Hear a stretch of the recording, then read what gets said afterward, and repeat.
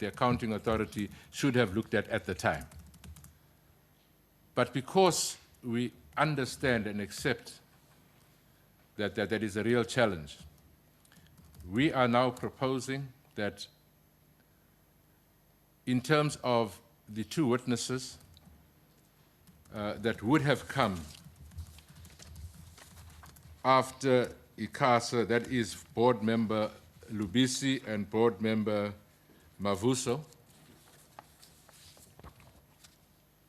we are going to request them to allow us to do the public protector's report because of trying to catch up time, and that we will try and slot in tomorrow or thereafter.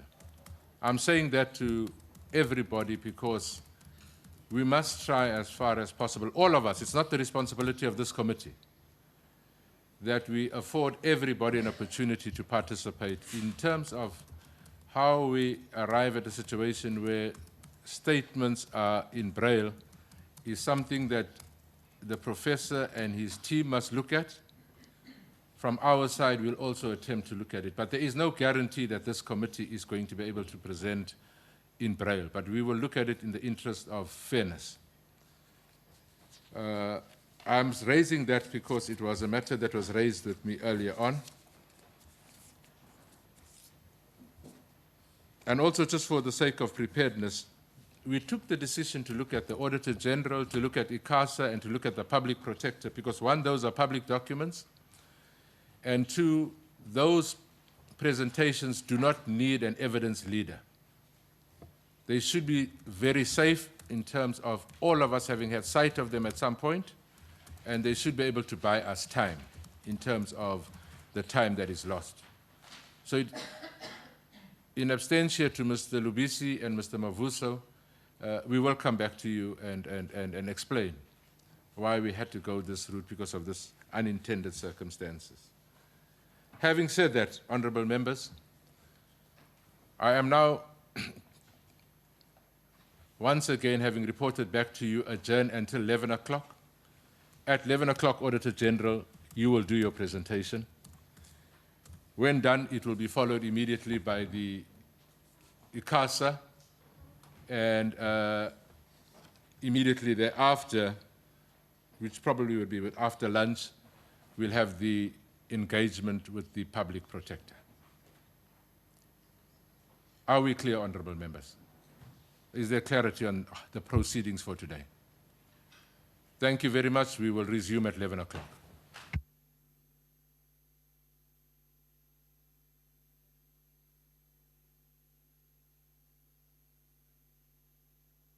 The Portfolio Committee will adjourn up until 11 o'clock. They'll be back. You don't want to miss this. You want to stay in your seat. You heard.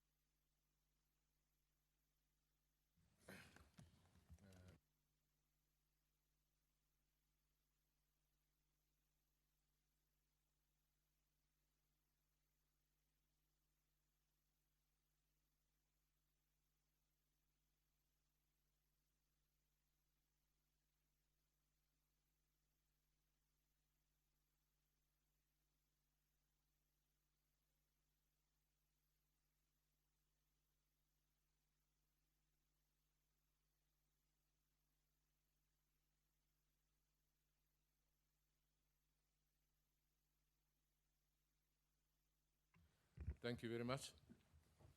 Honourable members, I was consulting with the support that we have available to us.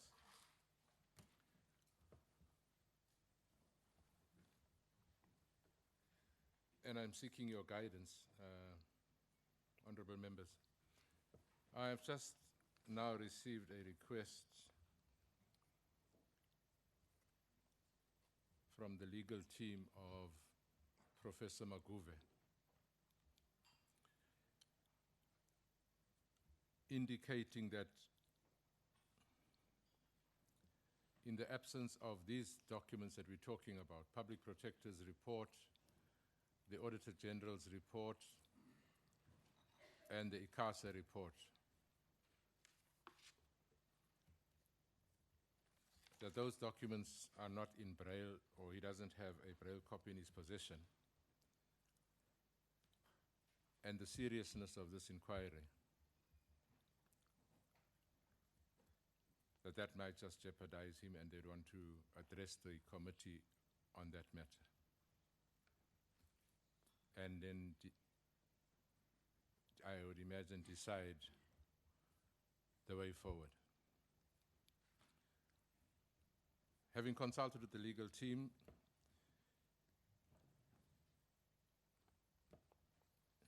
they indicated that might just be possible and it shouldn't be too much of a problem. But before I do that, and I'm hoping that you would agree, before I do that,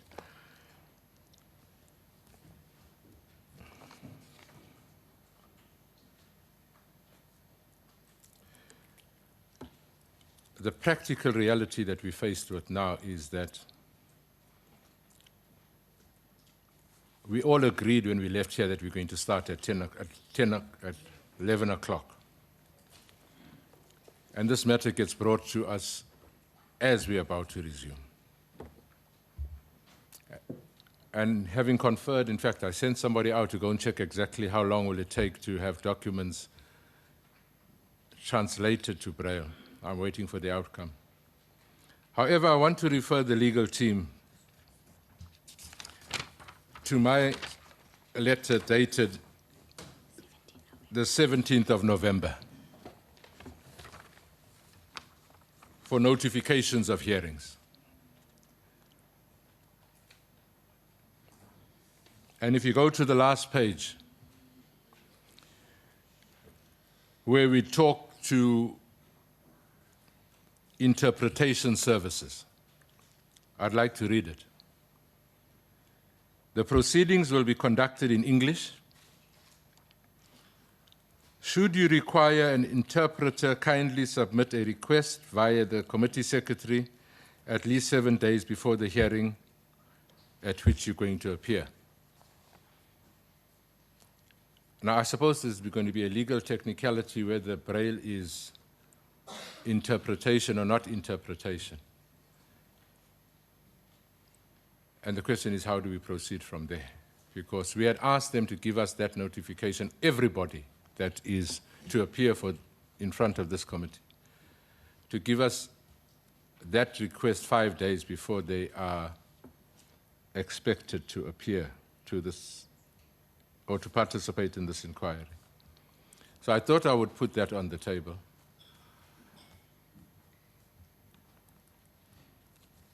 And get an indication whether members are happy that we allow the legal team to address us on this matter and on this matter only. And how do we take it forward? Mr. Singh, I'm going to take only 2 hands. Oh, everybody wants to speak.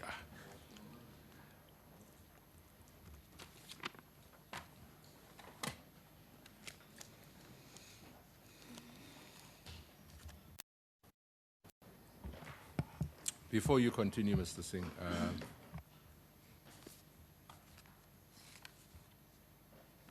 I am appealing as the chair, that we should not get bogged down with technicalities. So when you respond, please give us direction, everybody, when you respond. I really don't want to get into the debate. I want somebody to give us an indication in terms of the way forward. We cannot continue to delay these proceedings much longer. And I'm hoping by the time that you've responded and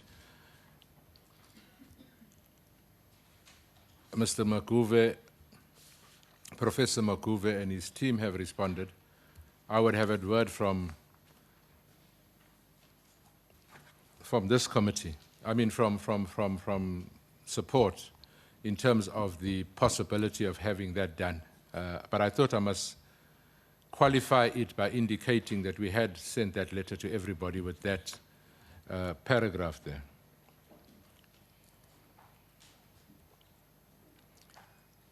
I also want to indicate to the legal team that all other documents that we've sent to Professor Maguve were sent in Word to allow Professor Maguve to do the translation to Braille on the board's request.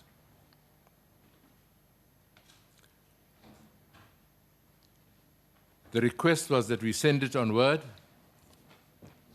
so that it can be translated into Braille, and that was the request from the SABC. We've not received any request contrary to that until 11 o'clock when we returned.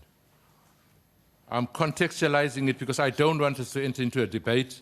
We must take a decision and we live or die by our decision in terms of our decision. I really think that's how serious it's become. So now that we've all got the context, let me hear what you've got to say, Mr. Singh. Thank you, Honourable Chair. Chairperson, the first report that we are going to receive is a report of the Auditor General. Now, I would take it that this report has been made available not only to the board of the SABC, as it existed at that time, and the management, but also to the Portfolio Committee on Communications. And if that is the case, this is nothing new. This is not something new before many members of the SABC. It's probably new in front of us as members of this ad hoc committee. And I think we should proceed, that the Auditor General should be given an opportunity to proceed with presenting the report, unless he says this is a completely new document or information that he's providing to Parliament and to us. Thank you. Thanks, Chair. I think as a committee we should take serious exception to this, what has just happened. It is nothing more than a vexatious, pathetic attempt to try and delay this committee. There are 3 reports under discussion today. The Public Protector report, which the chairperson of the SABC board should have read and read again and should have copies of.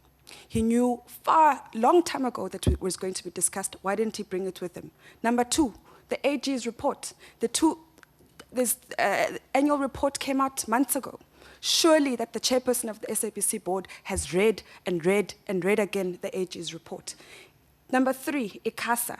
ICASA's report on the violent protest ban, the chairperson of the SABC board should have read and read and read those documents again. Furthermore, as you said, Chairperson, on the 17th of November, you indicated to all the witnesses that there would be translating services provided.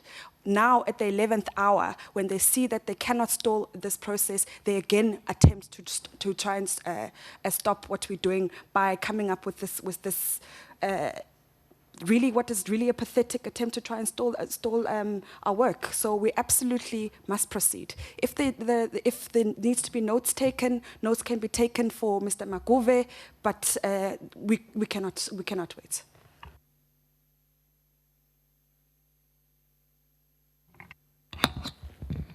Yes, Chair. I think in light of the fact that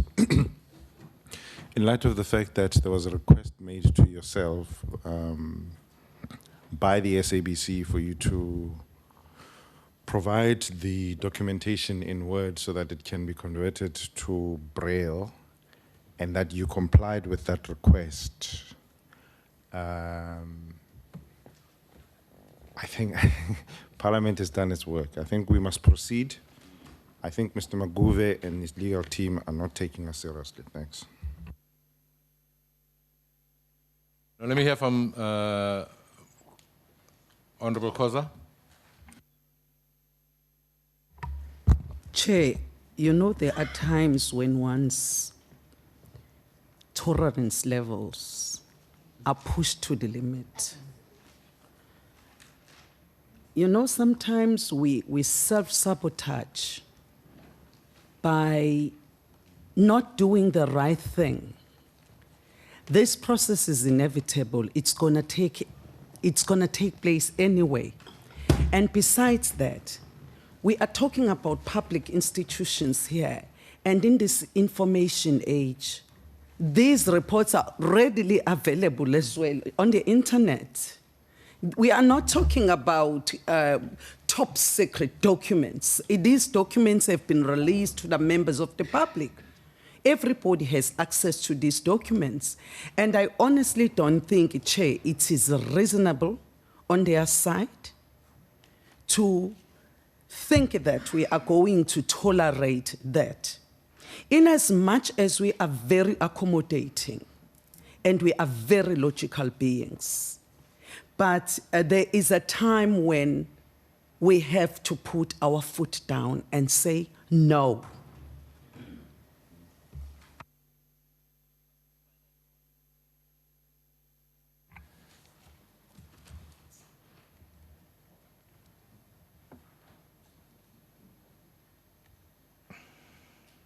Before I allow you, Honorable Waters, and then I'm going to take a decision. We received an email from Teresa Geldenhuys,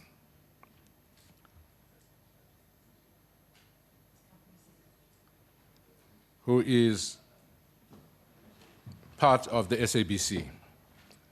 Dear Cindy, I acknowledge receipt of the communication and will respond to the previous emails under separate cover, full stop.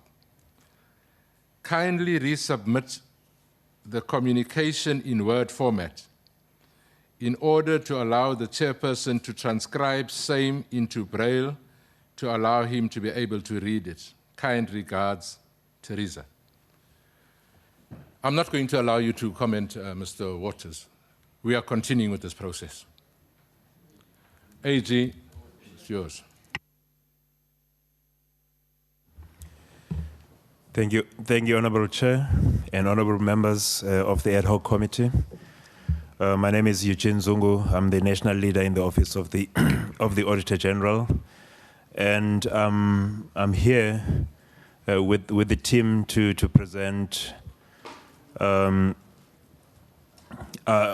summary of our reports for the last 3 years, being ending March 2014, March 2015, and March 2016.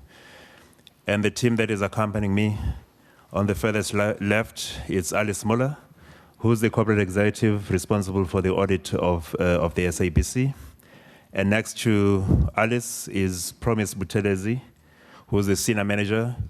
And at the back is the other senior manager responsible for this audit, being Zipho Mdluli, and next to him is Nico Mahlaudi, who's the manager. I think as a combination of the team, we're going to deal with the presentation together. I think at this point, if I can hand over to Alice to kickstart the process. Thank you very much, Honourable Chair. Morning, Honourable members. As have been stated in our presentation, we've issued a hard copy presentation to all the members. On page 3 of the presentation, the Auditor General is here to enhance accountability, oversight, and governance. In order to, can I continue, Chair? Okay.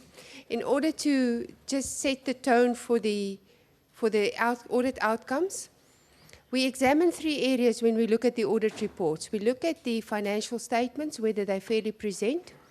We do a review on the reliability and the credibility of performance information, and we also look at the compliance elements that the entity have to comply with. If you want to understand what audit opinions mean, We've included the slide 5 and 6 on the audit opinions just shortly. If you have financial statements that are free of misstatements, the performance report are useful and reliable, which means it's credible, and there's no non-compliance, material non-compliance that we've noted, we issue a clean audit opinion, which means it's unqualified with no other matters.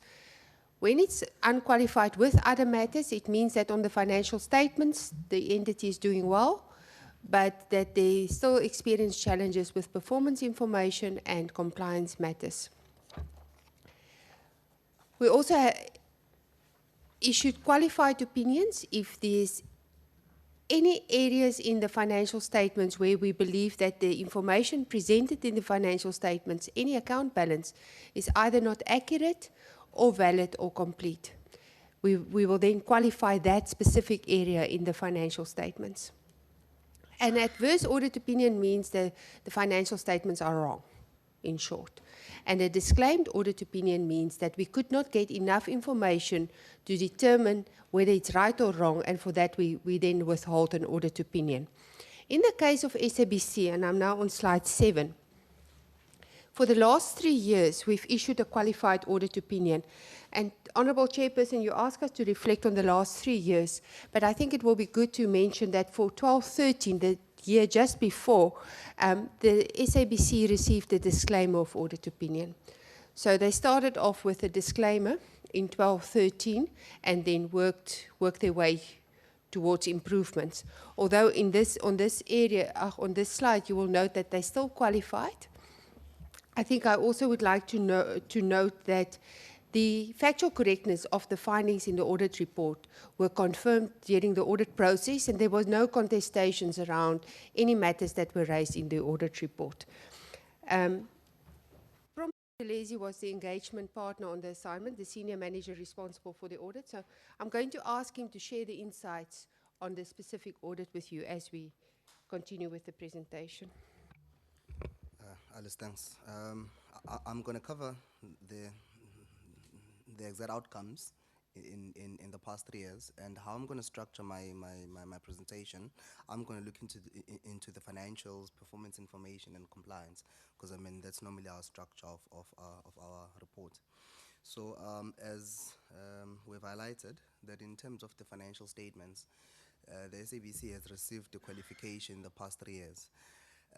We must recognize the progress which has been made in terms of resolving some of the qualifications over the past 3 years.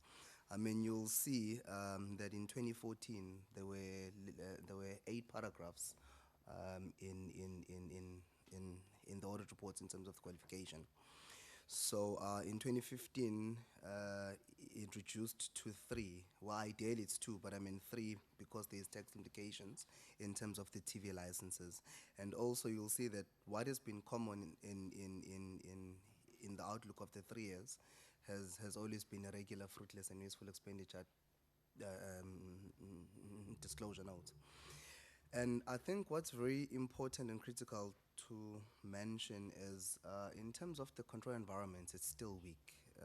So the progress, which is good, has been made in the past 3 years, has been resolved via the usage of consultants.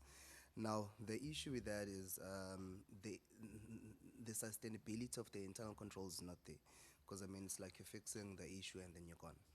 So I think it's going to be very important that we highlight that, because ideally for the entity to be able to sustain the clear administration, it's going to require the basic, the daily and the monthly internal controls. If maybe I can zoom into the qualification which was there last year. I mean, as I've mentioned before, it's a qualification which has been sustained by the entity for the past couple of years, and in that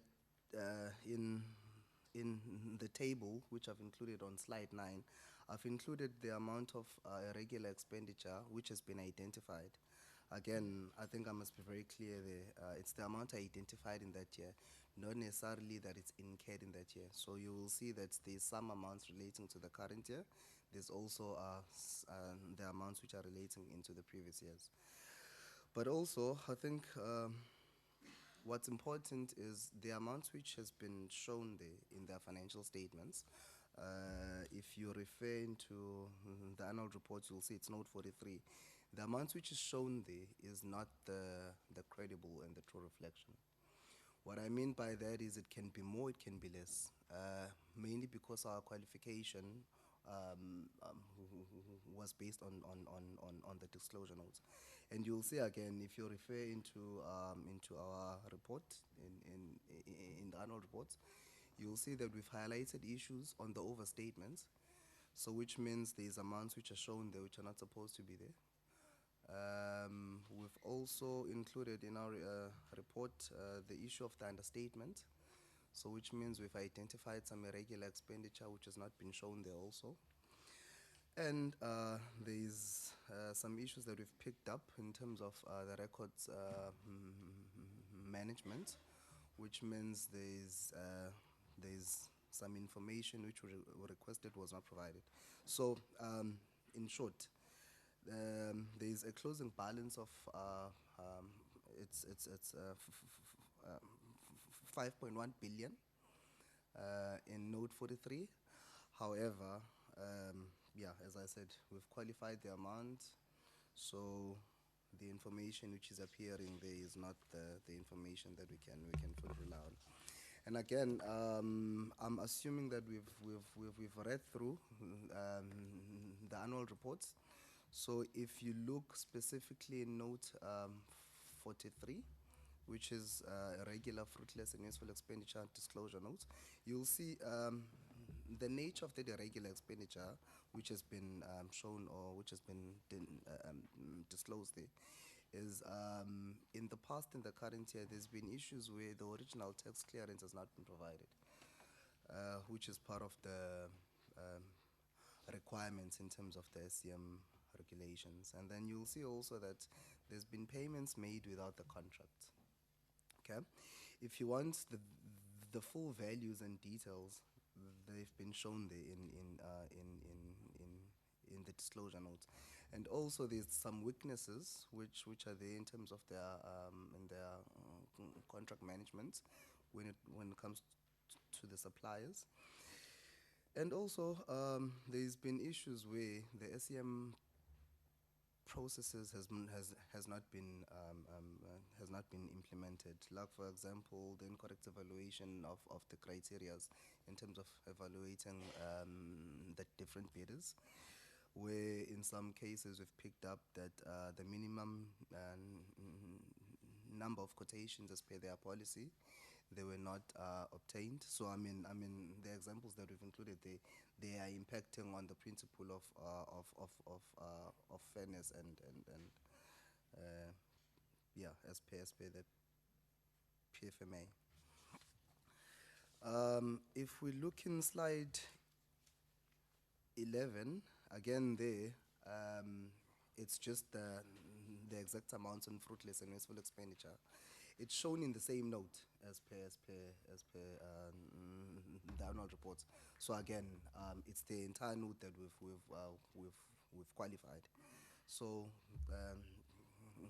those numbers also, which have been shown there in that note, they're also not the numbers that one can rely on. So which it takes me to the compliance issues, which ideally they're starting from slide 13. So you'll see that how we look at our compliance, it's technically interlinked into our audits of the financial statements. So you'll see in most cases, whatever non-compliance that we are reporting has been also linked or has been reported also in terms of the financial statements. And if you look at the number of the non-compliances, it talks back into what I've mentioned before, that there is still the significant issues in terms of the control environment. So if those basic, the daily and the monthly controls are not there, so there's going to be the significant non-compliances, obviously, which then will translate into the negative opinion.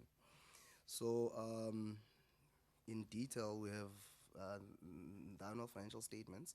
Ideally, it means in the past 3 years, the financial statements which are submitted, they are always corrected via our process. So meaning the significant misstatements that we pick up every year. So had we concluded on those financial statements, maybe the qualification paragraphs, they were going to be more.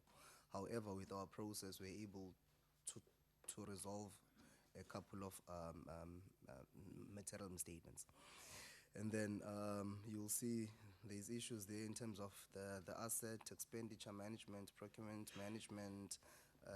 Well, in 14 and 15, there were issues on the revenue management, which were merely linked into the TV licenses. And then I think one significant non-compliance also that I'd like to highlight is the consequence management.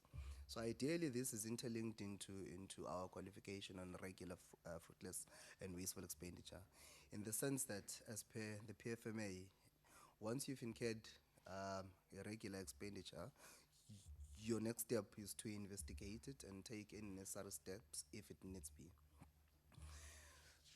So it covers the compliance part. And then we can move into the performance information, which has been covered on slide 15. So there, what we do, we'll take obviously the corporate plan and look whether is it making sense. Will the oversight structures be able to hold the entity accountable? So I mean, we'll look into the usefulness of that corporate plan. Is it making sense? Is it well defined? Are the targets realistic? Can one hold the entity accountable as to what they said they were going to do, and have they been able to do it? So in the past 3 years, we've had issues in terms of in terms of their corporate plans, and also from there we look into the performance reports. So to say, so you've wanted to achieve, for argument's sake, you wanted to achieve 15 provincial insets. And if I'm unable, well, and then say you'll show 10. If I'm not able to verify that 10, so I can't also confirm on the credibility of the actual information which is appearing in their performance reports. So again, in the past 3 years, we've had issues in terms of the reliability of the performance report. And then the last phase of my presentation is looking into the overall, the key controls, the assurance providers, what we've picked up as the root causes, and what we've recommended in the past, which we have suggested that if those things are implemented, I think they'll change the status of the internal controls. We've included what we think is all the role players which must be involved in providing the oversight in terms of the internal controls. So you'll see we've included, well, mainly our assessment has been on the first level, where we're looking at the senior management. So it's your ExCos, it's your accounting authority, the board, and your executive authority, which is the oversight ministry. And then there's the second level and the third. I think the conversation is going to be better if we move to the next slide, where we've done our own assessment.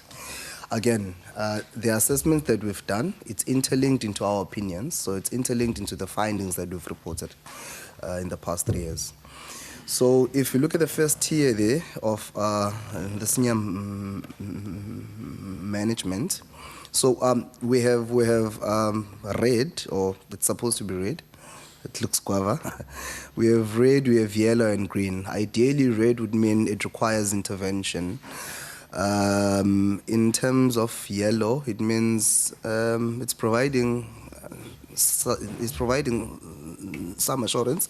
However, there is more which can be done. And then in terms of green, it means we are fully happy, and obviously it would translate into the more positive opinions. So in that tier, we've assessed it as red, yellow, yellow. And again, it's mainly because there's been some vacancies, or there's been vacancies. There's been some there's been some suspensions. So ideally, overall, the incumbents of those positions they've not been stable in the past 3 years, and I mean it becomes very hard for one to be able to provide the effective oversight, more especially if you're looking at the senior management. You're talking about people which are there on a daily basis, who should be able that they monitor the internal controls. And then if you look at the accounting authority, ideally, which is the board. So again, there's been vacancies in the past 3 years. There's been some instabilities also, which are there, again, it makes it very hard for one to be able to provide the effective oversight. And also, our major assessment was on the fact that in the past 3 years, there's been some issues that we've reported in terms of the control environment, and I mean if the situation is not changing, so which means as far as our process is concerned, so it means we feel maybe there's some more which can be done by that structure. And then in terms of the executive authority, our assessment was done at a portfolio level to say there's a couple of the initiatives which one would commit on.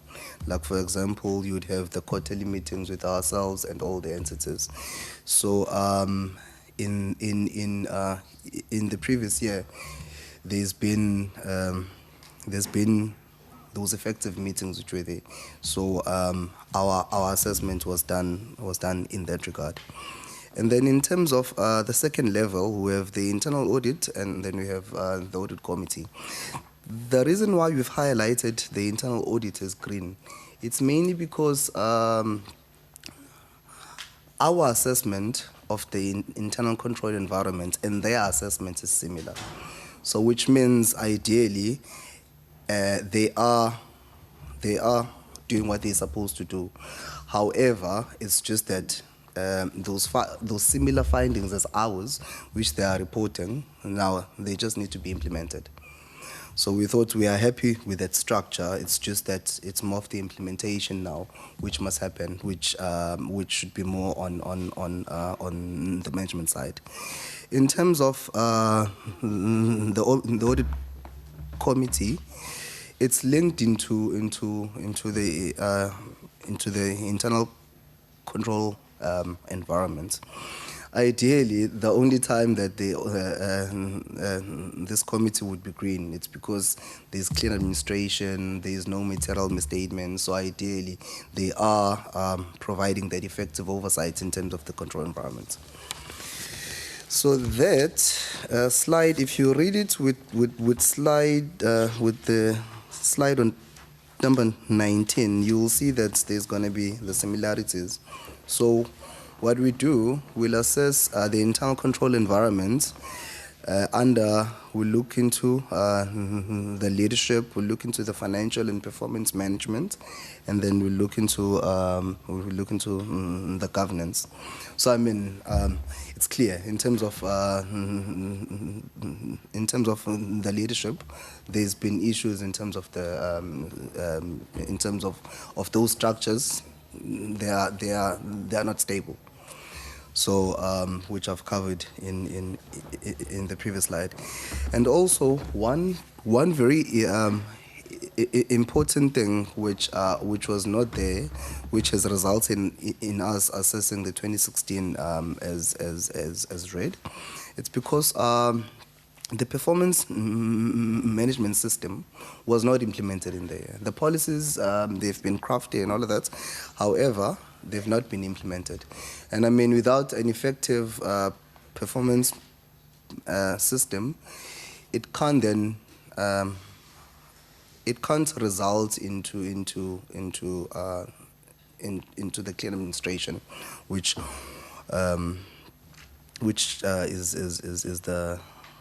is the plan ideally.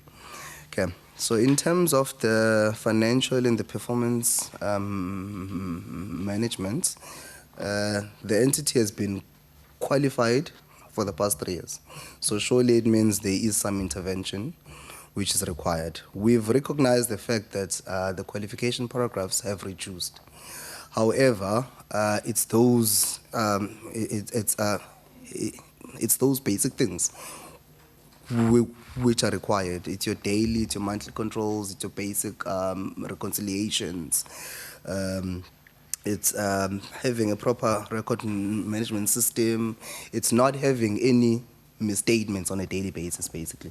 So they were saying there's still some intervention which is required. And then in terms of the governance, mainly we look we look into the internal auditing process rather than the function, and then we'll also look into the risk, into the risk assessments.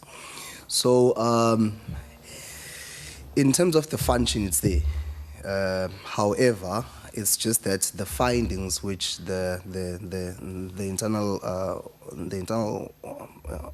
audits is reporting, they are not being implemented effectively.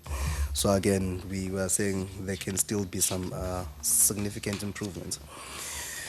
So in slide 20 and slide 21, we've included what we've picked up as the root causes of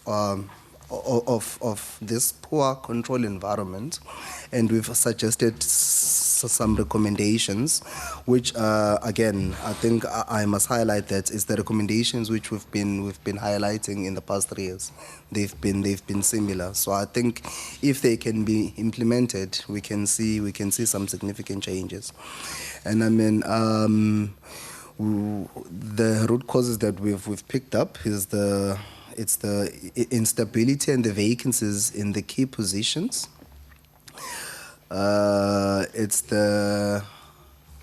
We feel their action plans in terms of resolving the qualifications, yes, they've been there. However, they've not been effective, more especially as far as the regular, fruitless, and wasteful expenditure is concerned. It's the not having enough consequences for not implementing those action plans. It's the we feel also in terms of their performance management system, the issues that we've been reporting in the past have not been resolved at a quicker rate.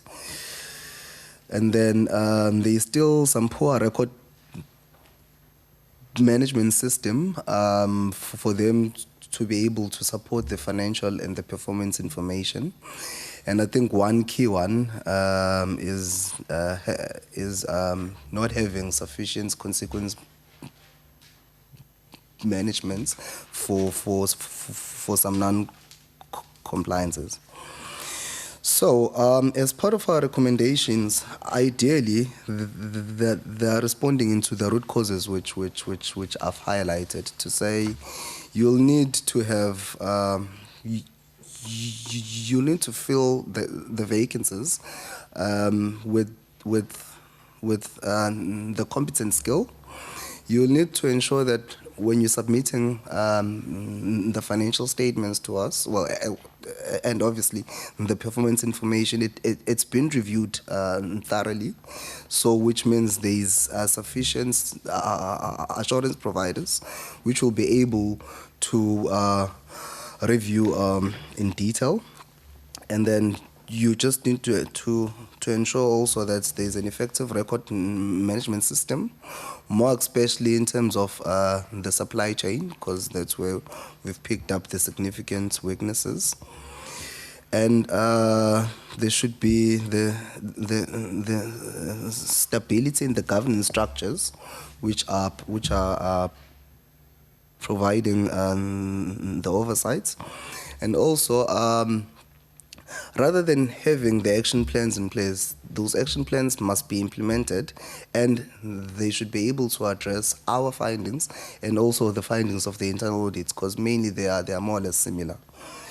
And then you improve and beef up the daily and the monthly controls in terms of those daily transactions. And then there should be an effective performance management system, which will ensure that it's holding everyone accountable. So, yeah, in a nutshell, I think that's what we've been reporting in the past 3 years. Thank you. Thank you very much, AG. We will allow for members. Remember, members, this is about information gathering for our report. And members will all have an opportunity to speak. But before I do that, just so that we are clear on both sides, I want to refer you, AG, to page 90 of the current annual reports. If you don't have it, I'll read it. Page 90 of the current annual report, 90. The page that is headed Statement of Responsibility. And if I take you to the very last paragraph, AG, it says, and it speaks about the financial statements that you've just been talking to now.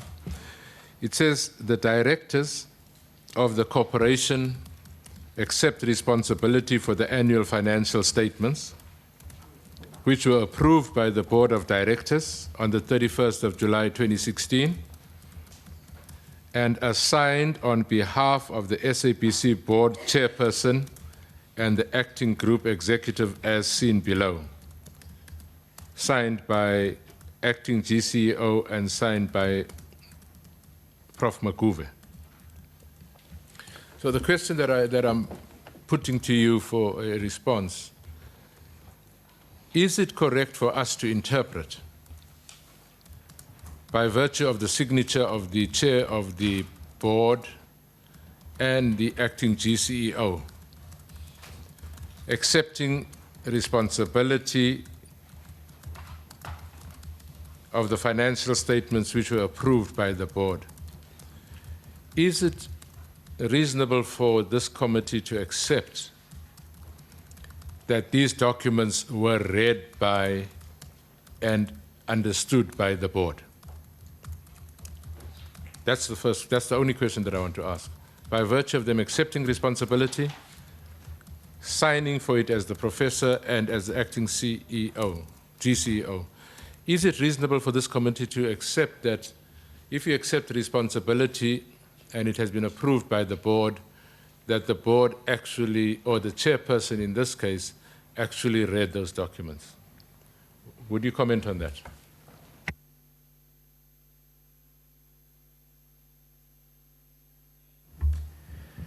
No. Thank you, Chair. I think the very short answer is that it is absolutely correct to make that assumption, because that's what this statement of responsibility entails. Thank you very much. I thought it was important for us to put that on the record, because what we were dealing with here was the financial statements where the chair and the GCEO accepted responsibility on behalf of the board with their signatures, just so that it's very clear that it was not an unreasonable conclusion reached by the committee on this particular matter. Having said that, let me open up to members if there are any questions of clarity. And members, please, if we could be efficient with our questions, we will take maybe two or three questions, allow you to respond, 2 or 3 questions, allow you to respond, and then wrap up on this matter. Let's start with, Van Dam, Killian, I beg your pardon, Singh, Kubiso, Memkoza. Have you got your hand up? Mokwena, Chauke, and then Jabu, Matlangu. We are not going to all ask. After a certain point, we will come to round 2. Honourable Matlangu. Can we start with Killian? And can I also request, honourable members, that we all limit our, I beg your pardon, Van Dam, that we all limit to at least 2 questions so that we allow everybody to participate, as to opposed to one person asking 100 questions. If that is fine, you'll have a second round. Over to you, ma'am. Thanks, Chair. I'll definitely be brief. Thanks to the AG's office for appraising us on the financial management at the SABC. It's quite clear that the financial management has regressed over the last 5 years. My question has to do with consequence management. In the latest annual report, the AG's office remarks that disciplinary steps were not taken against officials who made and permitted irregular, fruitless and wasteful expenditure as required by section 51(1)(e) subsection 3 of the PFMA. That section states that the accounting authority for a public entity must take effective and appropriate disciplinary steps against any employee who makes or permits irregular expenditure or fruitless or wasteful expenditure. Which employee would that be? Would that be the CFO, the COO, or would that be the board? So which entity must be held responsible and disciplinary action taken against in terms of that section in the PFMA? Thank you. Thank you very much. Then can we move on to Ms. Killen? Thank you. Thank you for the presentation. My 2 questions, the one links onto the PFMA and its centrality to the audit.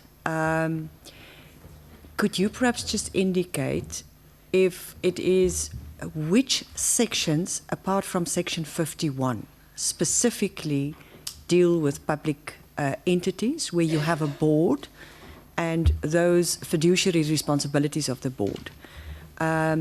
Also about specifically their role to ensure prudent financial management. If you could respond to that. And secondly, if you could indicate as part of this question what relevance Treasury regulations have on state-owned companies. Could we also be direct as far as that concerned? The second question relates to your audit of what they are supposed to do. Now, clearly you have the Broadcasting Act, and the Broadcasting Act is very specific as far as the SABC's public and commercial enterprises are concerned. Have you, in fact, assessed whether they have compiled their financial statements in terms of the Act? Have they therefore complied with the Broadcasting Act's prescripts? If you have not done so, if you could just address us on that matter. Thank you, Chair. Honourable Singh, thank you very much, Chair. 2 questions. My first relates to reports. Before a final audit opinion is released, either to your clients or to Parliament or whatever, there's an exchange of there's discussions between the management of the entity or organization and yourselves, which follows with the management letter. Now, are the contents of the managed letter privileged information between auditor and auditee? And can you make that management letter available to this committee?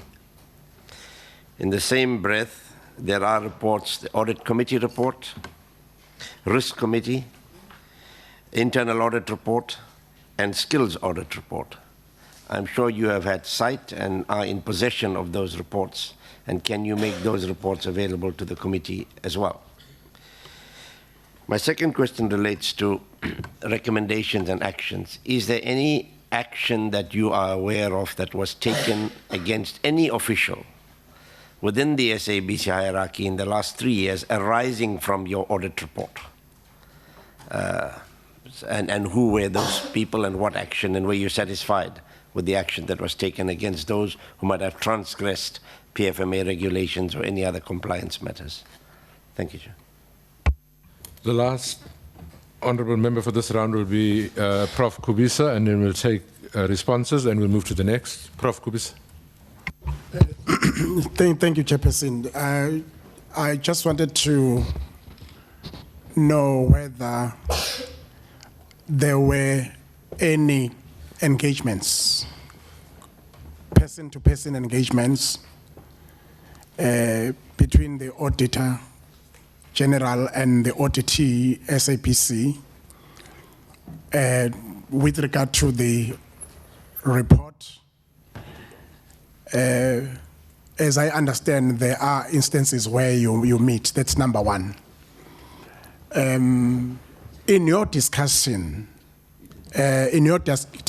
with them, if you met with them, I see there's a lot of flouting of procurement and supply chain management regulations, like the awarding of tenders without contracts. With whom did you interact? And what were the reasons given with regard to those? Because I view those in a very serious light. Thank you, Chairperson. Can we allow the AG to respond to those briefly, and then we'll go on to the next 4 members who want to raise questions. Anybody from the AG's office? Thank you, Honourable Chair. The first question is around consequence management. And let me just paint the picture. Because irregular expenditure has, in the notes in the financial statements, has been qualified for more than 5 years. It's been an issue even before we took over the audit.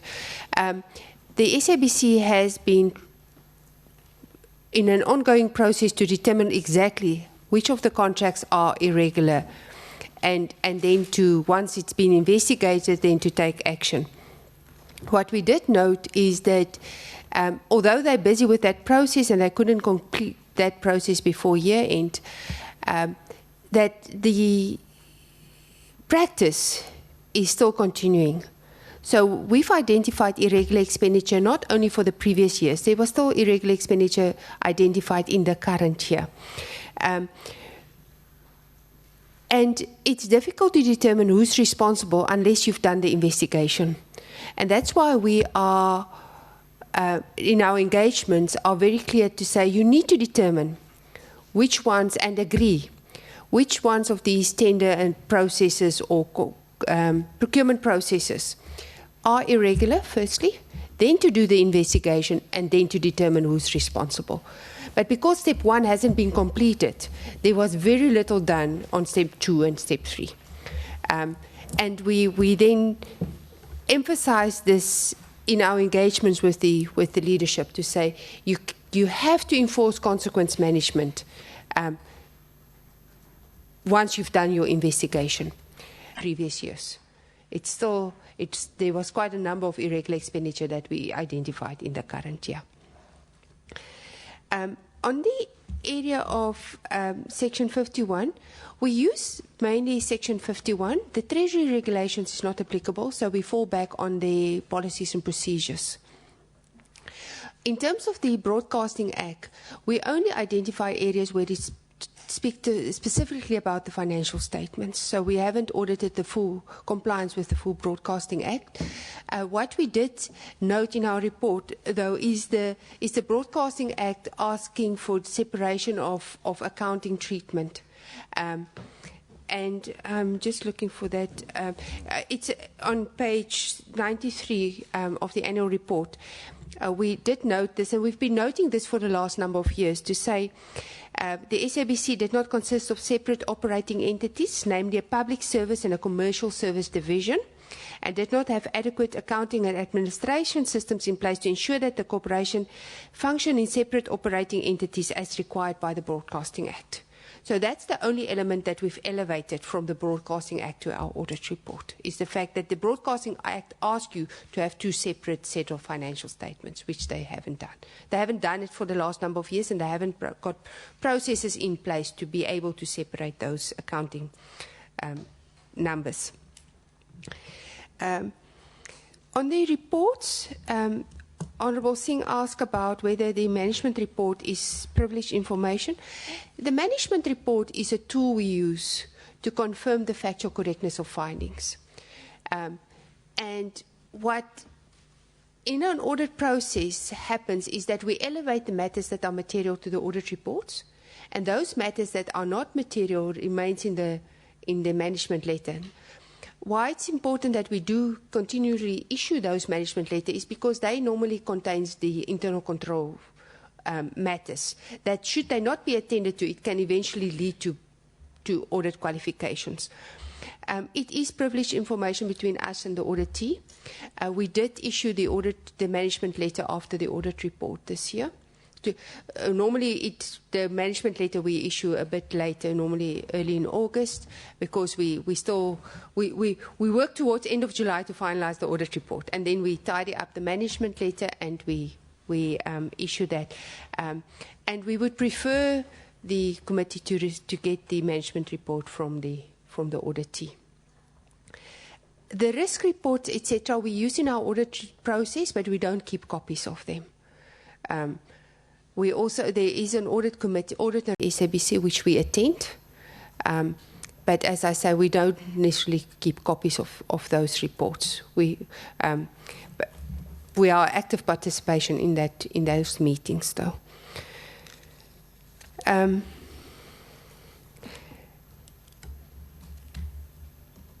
I'll come back to the actions and recommendations. I'm going to ask and phone a friend here. Any engagement between AGSA and the SABC? There is a number of engagement that takes place between us and management. In our management report, we also, by the end of July, list how many engagements we've had during the audit process. In this case, with the Chief Executive Officer, we've had 7 meetings, and with the CFO, 6 meetings. So there's continuous engagements that happens. We cannot audit in silos. It's important that whatever and actually throughout our audit process, there's continuous engagements. The audit report was also discussed and tabled at the AGM, where it was then discussed at the board, with the board members at the annual general meeting.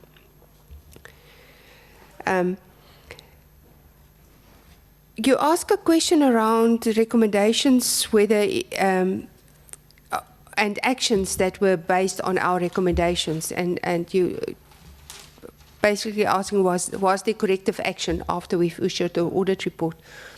I think, Chair, this one is a difficult one to answer because of the instability in the leadership. It's not always so clear whether action was taken as a result of our audit process or other processes.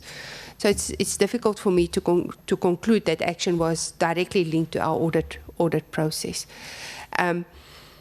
What we did note in the SABC, even coming from 12-13, is that there is a skills gap, especially as far as it relates to their financial management. And this matter has been raised continuously in our audit reports to say you can't fix the internal control environment if you don't deal with the skills challenge in SABC. As a result, they have appointed a financial manager in February this year. That's a qualified chartered accountant to build that capacity. Together with the previous CEO, that's now CFO, is also a chartered accountant. So I think they are in the process to build the capacity, financial capabilities in the SABC. Thank you, Chair. Further responses from your side? No? Honourable Khoza, followed by Honourable Mokoena, followed by Chauke, and then followed by Matlangu, and then followed by Waters. Thank you very much. First of all, let me thank the AG for their presentation and also acknowledge that you are merely giving us the glimpse or based on your audited information and what you requested as a sample. But there may also be areas where you could have picked up certain critical issues. Like, for example, I just want you to expand on what you have recorded here, that the total accumulated balance in the annual financial statements was 5.1 billion, but the disclosed amount was qualified. Now, what are the underlying qualifications? And I also want to know if the payments without contracts, did the AG possibly pick up some major transactions? We are aware of some major transactions that took place,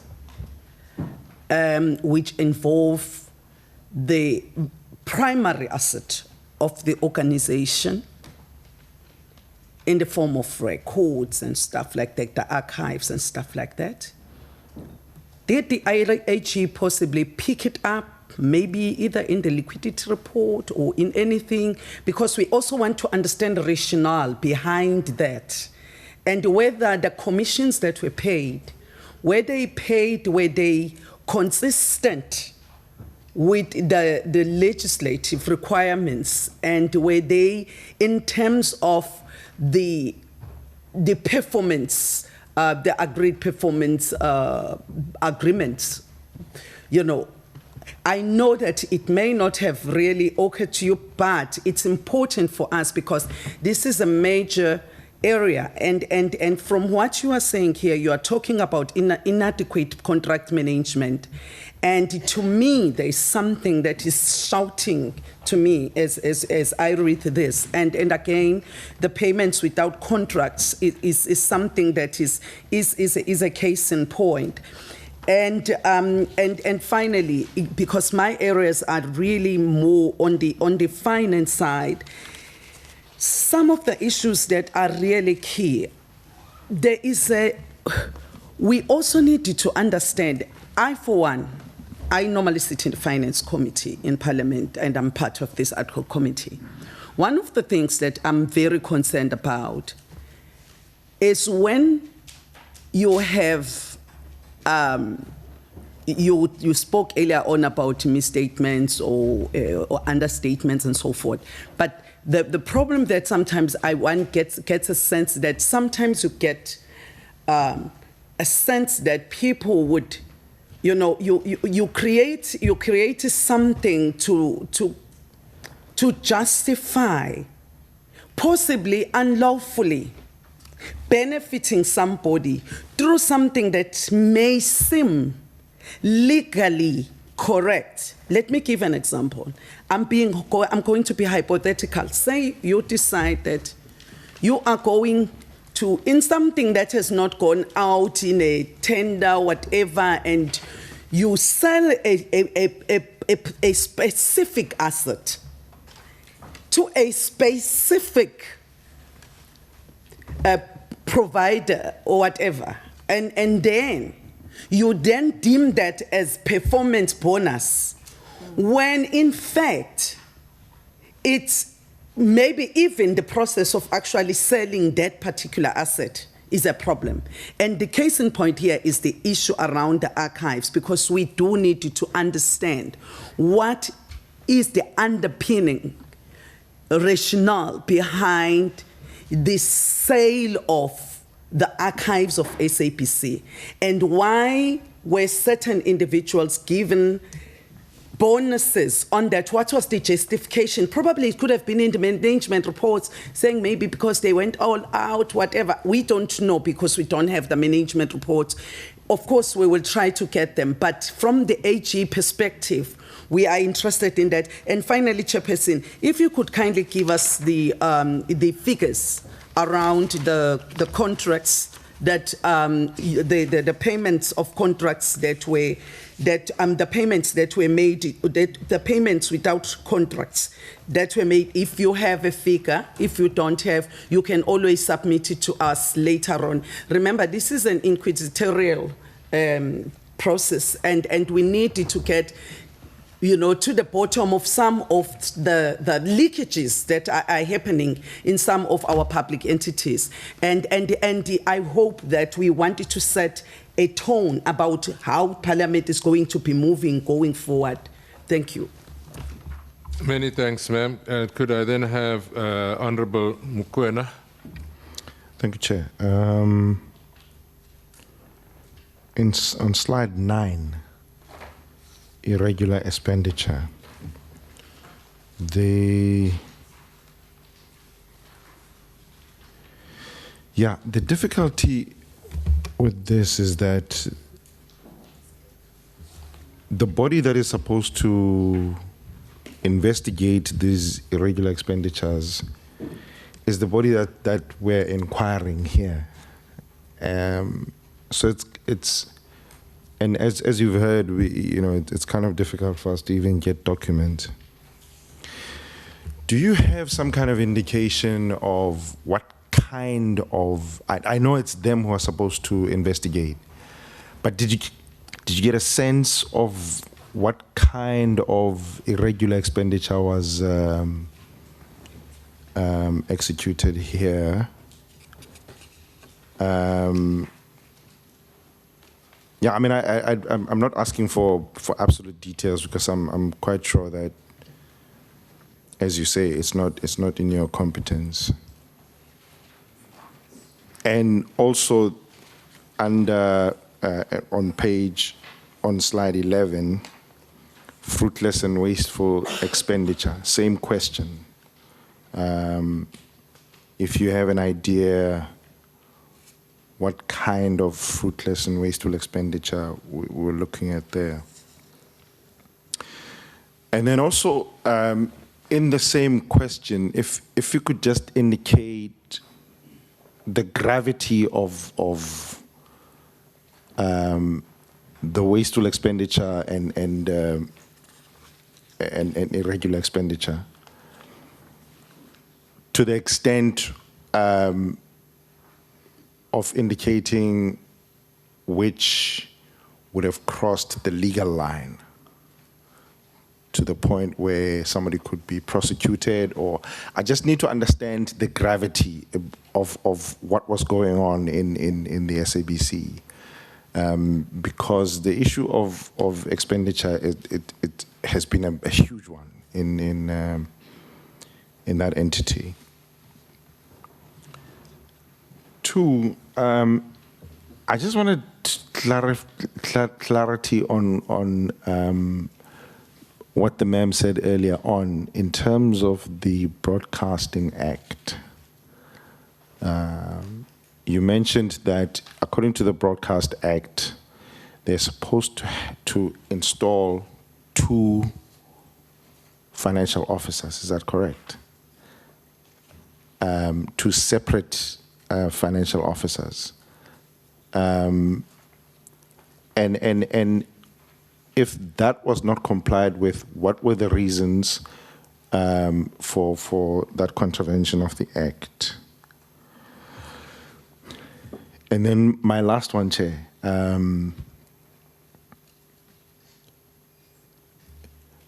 In terms of the investigation, you would have done your audits for the past 3 years. You would have made recommendations for the past 3 years. And I just needed to know the effectiveness with which your recommendations were implemented by the board or whoever, CEO or CFO, and whether any of the effectiveness would have contributed to the dismal decline of the institution. Thanks. Thank you very much, sir. Honorable Chauke. Thank you very much, Chairperson. I think most of my issues I was going to ask have been asked by colleagues already. I will need clarity with regard to a process that gets followed when you are in a process of finalizing your report. and I think it may be specific for a reason why I'm asking you, is because I want to understand your engagement with the accounting authority, the executive authority. And the accounting authority being the board. The executive will be your accounting officer. And your accounting authority will be the board. And the shareholder, because I think it cut across your report. You will then have to brief this line of leadership. It will be important to get from you, have you engaged with the shareholder, being the political authority, the shareholder? Have you engaged on the issues? If so, when did that happen? Specifically, maybe if you can share us with the date in particular there. With regard to the accounting authority being the board, as it is established in the Act, the complement of the board. Have you met with the board to share with the board your findings? Now, having done all of this exercise, you'll then arrive at your, what you call, is it your, not your audit action plan, the plan of action, meaning that after this finding, therefore, the commitment that these authorities then make to address your findings. That commitment, do you have that commitment in a plan form? I think you understand what I'm talking about. If you have that commitment, it will be important to share that commitment with the board, with the other committee here, because that commitment will then demonstrate the commitment of these authorities that I've made mention of in addressing the challenges at SABC. And that will therefore include the following things: issues of irregular, fruitless, and wasteful expenditure directed by public finance dictate what action must be taken.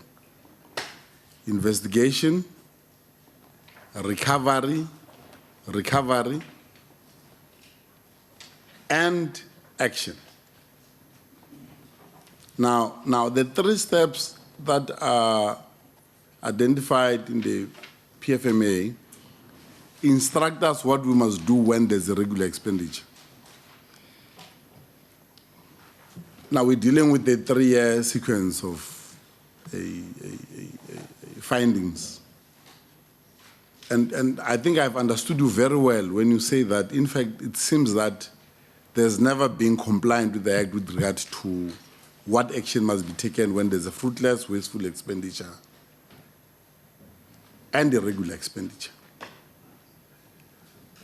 This obvious will then demonstrate to us as to is there capacity in the SABC to deal with such matters, because if there's no capacity to deal with such matters, I think it had to come forward. You need to be able to share with us. In your engagement, you don't see this commitment, or do you see it? Is there leadership that is able to take forward these issues? Because ours is to find out from you to share with us that particular exercise. And I thought that, Chair, these 3 areas will then demonstrate for us if there's leadership around these areas. Now, in your engagement with the accounting authority, I just want you to share with us your experiences with regard to the earlier issue that the Chair, in fact, has made a ruling on. Have you ever come across a situation where you are requested to submit your annual report in a Braille form, meaning that of your findings, your report of the Auditor General? Have you ever done that? It will be important that you sort of share with us that particular area and how you have managed to deal with such issues when you are dealing with the board if they've risen. Thank you very much, Chair. Honorable Maflango. Chair, thank you. 2 quick ones. The first question is actually the process, the lady responded to the issue of the management letter or management report. And it's fine if she says we have to get it from the, from their auditee. But what I would like to understand is, well, they've lost some of those documents according to the information. Now, what I wanted to know is when you deal with those questions, those engagements, do you deliver hard copies to them? Do you use email? But the related question is, we will pursue getting that information from themselves, but you have a relationship with them. One would assume that if they have lost those copies, you have them, so they can still get them from you to make them available to the committee. Perfect. The second question that I would like to raise, it's just something that I think will help us to deal with other matters. If you could just indicate to us as to which areas in the SABC did you audit and which areas were not audited?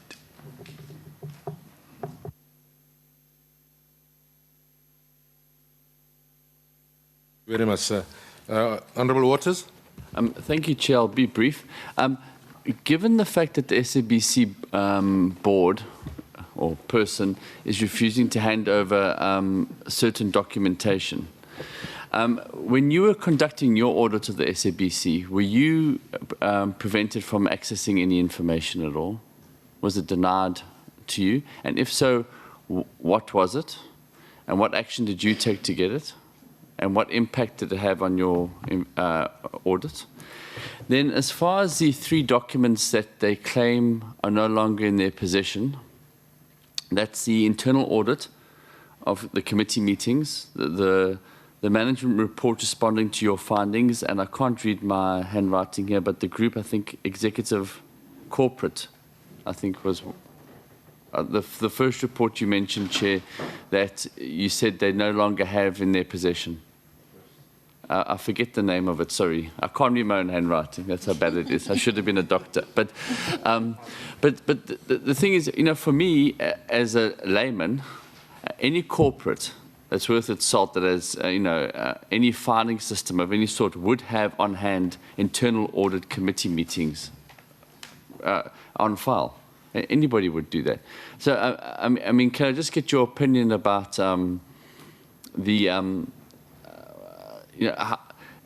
your view on whether or not organizations such as the SABC should have these documents ready at hand for us to access, and the fact that they claim they no longer exist and can't find them.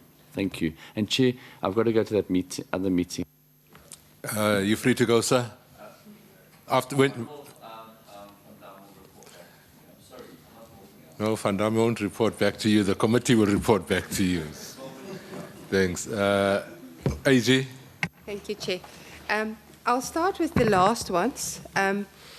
The last 2, and let me reflect on the refusing to hand over documents. During the audit process, we haven't had any limitations on refusing to give us documents except for supply chain management. In our audit report, you will note on page 91 of the report, we indicated that supporting documents to verify the disclosure of 141 million to test the compliance against supply chain management regulations were not provided for audit purposes. So there were 141 million rand of worth of documentation, scope limitation we had. We didn't add any other scope limitation in terms of the financial statement audit. The 3 documents that you refer to, they do have a very good company secretary, and they should be able to provide. That's just my assessment, to provide the document. The management report they do have. We give the document in hard copy as well as we mail it to them. And if they don't have it, they can ask us. We will mail it to them again. We've got the mail where we send it to them. The areas which were not audited and audited, I think we audit the financial statements, but we audit the material balances. We don't, and remember, we audit on a sample basis, so we don't audit everything. We select some transactions, and then based on those transactions, we make our conclusions.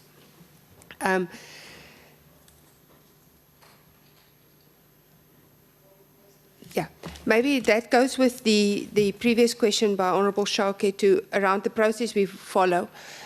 When we follow, during the audit process, there's regular engagements between us and management. As the board indicated, and maybe Chair, with your indulgence, I'll also go to page 90 of the statement of responsibility, where the chairperson actually says, the directors meet periodically, primarily through the audit committee with the external and internal auditors. So we don't necessarily attend their board meetings. We mainly attend the audit committee meetings, which is chaired and presented by the board. So it's chaired by a board member, and another board member sits on that committee. So that's how we normally interact with the board itself. We also engage the executive authority through the year. I think in the last year we had 2 or 3 meetings. We can give you the dates. I don't have the dates with. But the AGM was on the 4th of September this year. And at the AGM is chaired by the minister, which is the shareholder. And we at that AGM, we also presented our audit report. And we made the same comments like we did today around the internal control weaknesses. So nothing we said today was not in line with what we either said to the board previously, to management, and we also present to Parliament in October to the Portfolio Committee of Communications. Actually, what we presented today was an extract of what we presented to the BRRR during the BRRR process. The action plan, there was a comment about the action plan. We haven't seen the revised action plan. It was supposed to be at the audit committee that would have happened now in November. That audit committee didn't sit, obviously, because there's no board. So we haven't had sight of the revised action plan. What is maybe of importance to note, and I think there was a comment around that as well, is in dealing with the qualification areas, the SABC have appointed consultants to deal with the complex matter around TV licenses, taxation. They had a number of areas that they had to fix.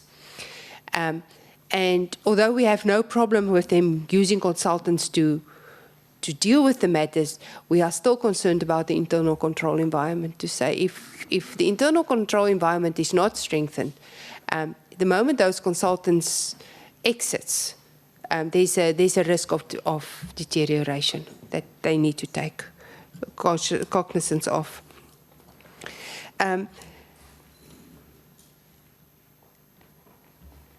As I mentioned, there was a number of engagements with the minister as well. Maybe if I can just, I'm working it upwards. There were a question by Honourable Mokoena around the Broadcasting Act and 2 different offices. It's not necessarily 2 different offices. It's 2 different sets of financial statements that they need to prepare. Even if they're one office, they need to differentiate. They need to split their accounting records to know what is for public broadcasting and what is for commercial, which they're not able to do currently. Okay. They haven't set up their IT systems. They haven't set up their structures to do that. Don't enter into a dialogue with him. My apologies, Chair. The fruitless and wasteful and the irregular expenditure, maybe if I can just clarify this, even the 5.1 billion in the financial statements. We've had cases that we identified during the year where they included matters in the irregular expenditure note that was actually not irregular expenditure. Okay. We've identified matters that should have been there that were not there.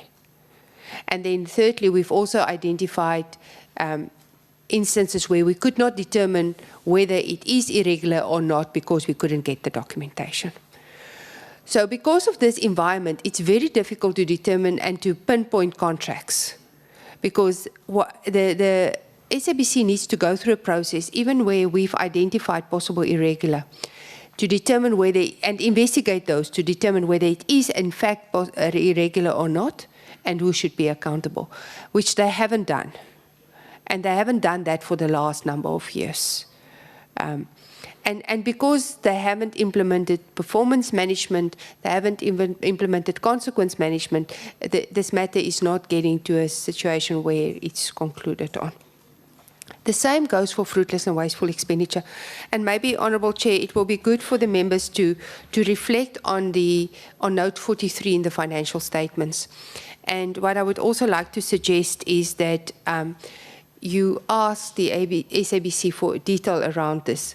Some of this detail will be in our management letter as well. So the moment you get the management letter, there will be detail around these contracts as we've identified them. But as I said, we've required the SABC now to go and investigate and determine whether it is irregular or not. So although there's figures and we've identified some irregular expenditure, we've qualified the amounts in the financial statements, because we cannot say whether it's right or wrong. It needs a lot of work to determine what is the nature of these transgressions. Maybe the one that I would like to highlight is what they've also highlighted in the annual report, is where let me just indicate, delegation of authority contravened. And Chair, I'm noting this because I saw it in your terms of reference as well, where you looked at the delegation of authority, where tenders had to be approved by the board that were approved at CEO or ExCo level. And I think that's what they themselves disclosed, and it will be good to get those examples from the SABC. The similar explanation I will give for fruitless and wasteful expenditure. What is here is not complete. We've identified a number of fruitless and wasteful expenditure that were not disclosed in the financial statements. Again, they need to go and investigate the matters that give rise to fruitless and wasteful expenditure. What they've also, and I'll highlight this to you, is the recruitment process is not followed. You will note in the financial statements an amount of 19 million that they've disclosed themselves, identified this year, where appointments were made that were not in contravention with their own recruitment processes, and they've disclosed those as fruitless and wasteful expenditure.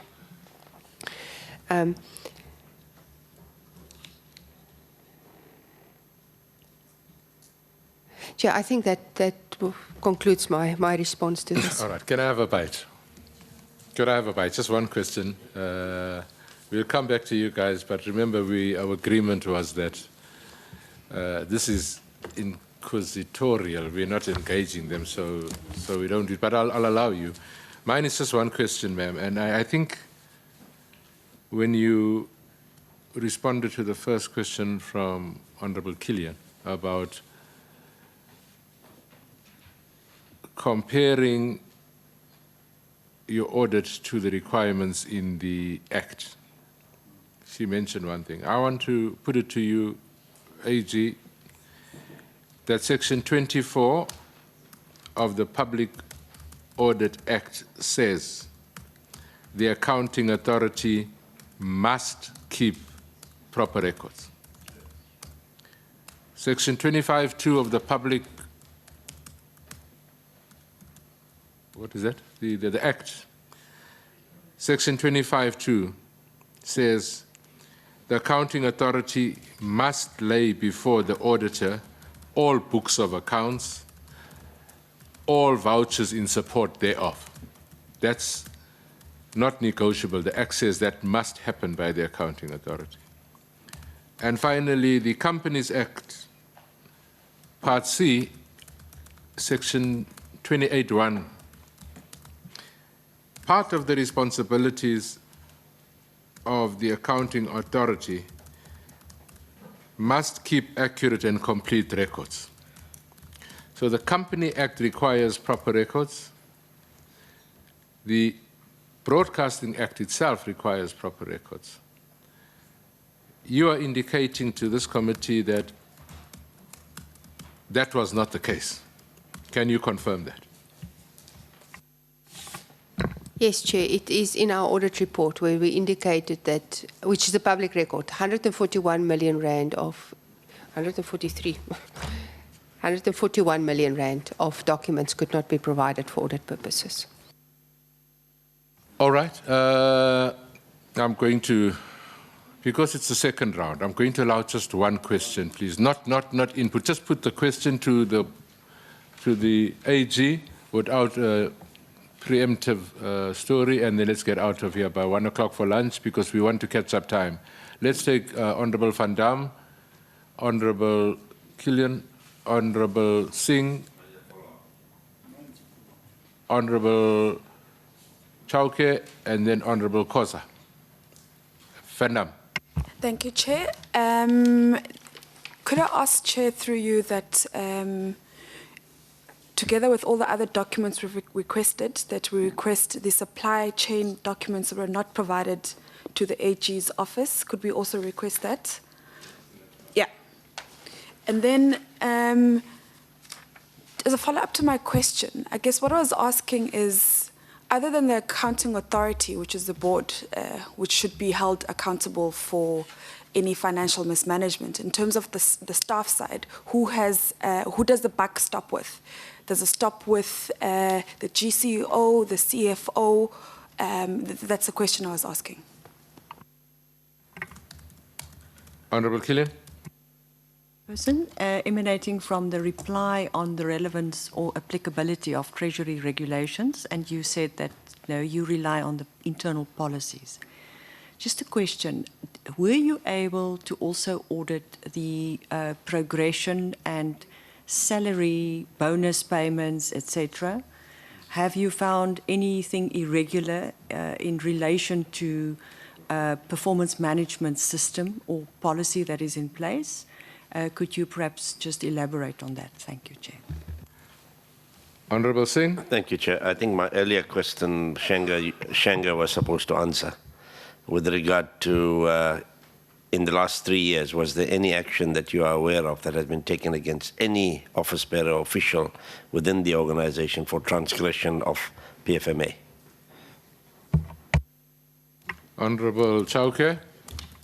The point, Chair, it's the internal audit. Please talk to the mic. The internal audit committee, Chair, that maybe with regard to dealing with all of these findings, it had to start with the internal audit committee to process.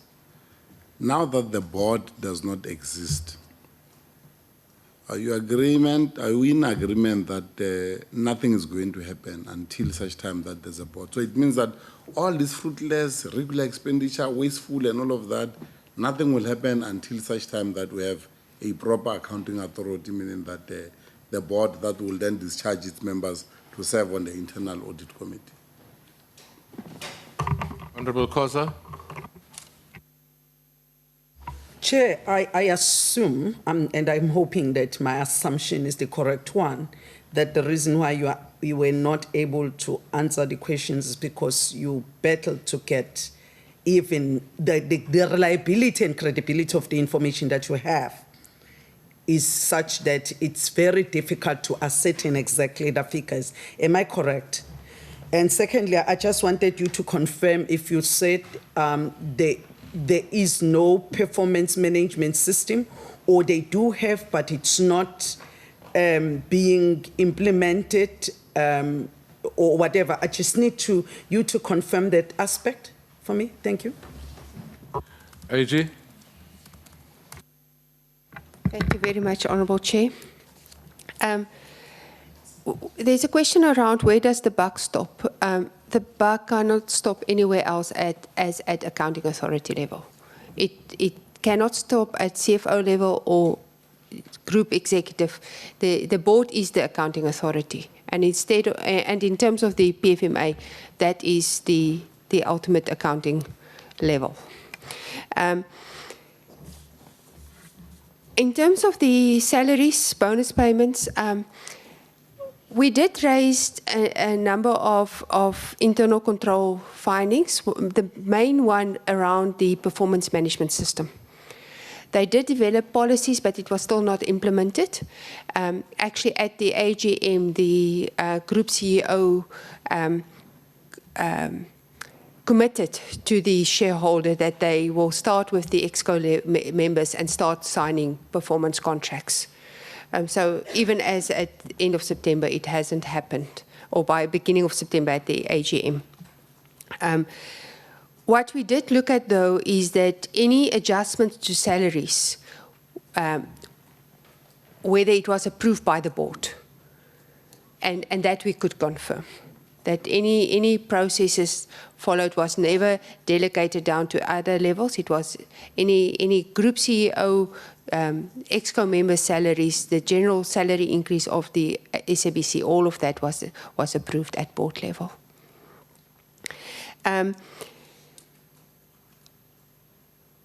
Honourable Singh, you asked a question around the any action based on transgressions. That one is the one that I said it's difficult to answer, because there's a number of disciplinary processes happening in the SABC, a high level of suspensions, etc.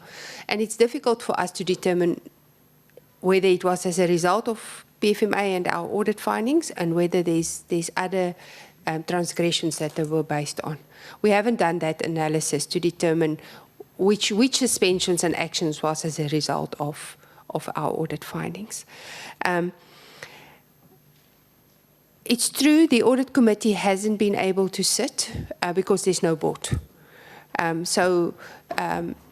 was supposed to be an audit committee now, October, November. That committee didn't sit at all. So that committee is not able to function because it's a subcommittee of the board. Because the board is not fully constituted, it cannot sit.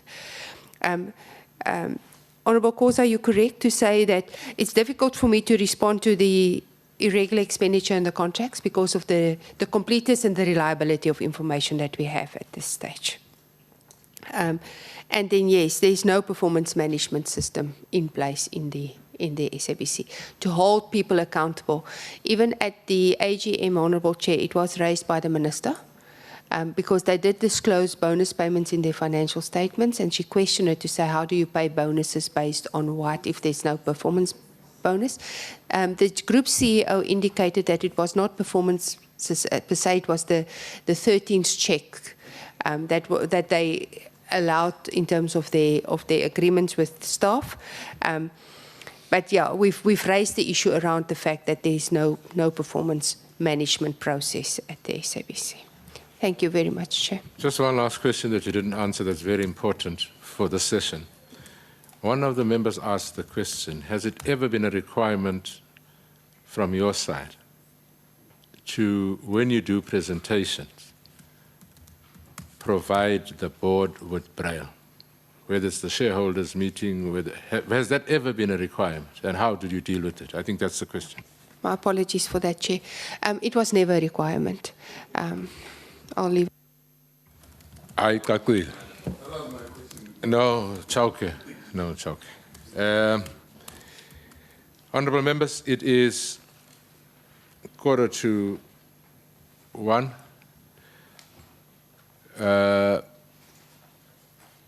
ICASA is here.